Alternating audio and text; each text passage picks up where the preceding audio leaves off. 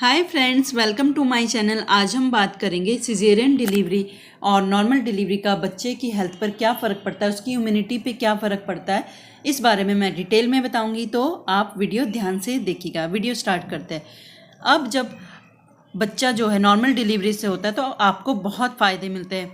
शारीरिक रूप से आपको फ़ायदा मिलता है, आप जल्दी स्वस्थ हो जाते हैं। और जब नॉर्मल डिलीवरी के थ्रू बच्चा आता है तो फिर एक बैक्टीरिया होता है जिसको माइक्रोबायम बोलते हैं। ये बैक्टीरिया बच्चे को मिल जाता है वजाइना के थ्रू जब बच्चा डिलीवर होता है।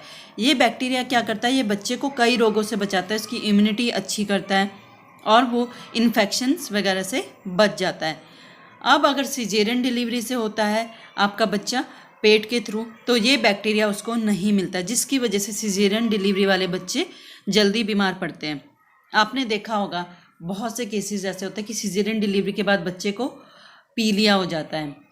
बहुत से केसेस में ये नॉर्मल है। सिजेरियन बच्चों को पीलिया जल्दी पकड़ता है, जो नॉर्मल डिलीवरी वाले बच्चे होते हैं उनको ये पीलिया नहीं पकड़ता है। ये डिफरेंस रहता है। वो इसीलिए होता है क्योंकि सिजेरियन के थ्रू वो उनको बैक्टीरिया नहीं मिलता, जिसकी वजह से उनको इन्फेक्शन का शुरू में रिस्क होता है, जॉन्डिस हो जाता है। ये छोटी मोटी बीमारियां स्टार्टिंग के टाइम पे बच्चे को हो जाती है, निमोनिया हो जाता है।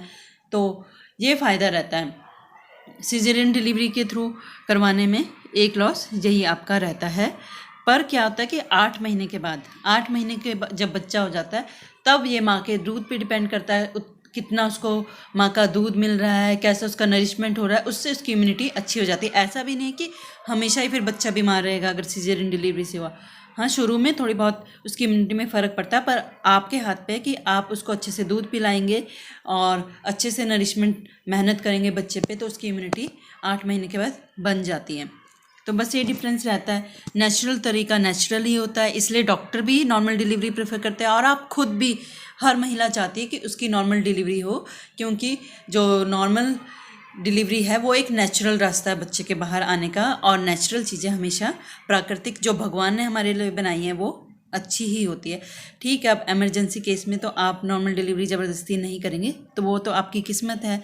अगर इमरजेंसी केस में आपका सी सेक्शन हो जाता है तो उसमें कोई भी गलत बात नहीं है, वो आपकी किस्मत है अगर सी सेक्शन होता है। बाकी ट्राई तो आपको नॉर्मल डिलीवरी के लिए हमेशा करना चाहिए, उसके ज़्यादा फ़ायदे मिलेंगे आपको। तो ये थी मेरी इन्फॉर्मेशन, नॉर्मल डिलीवरी और सिजेरियन डिलीवरी का क्या फ़र्क पड़ता है बच्चे में। तो बस यही अंतर आता है इम्यूनिटी का। तो आई होप ये इन्फॉर्मेशन आपको पसंद आए तो लाइक करना बिल्कुल भी ना भूलें।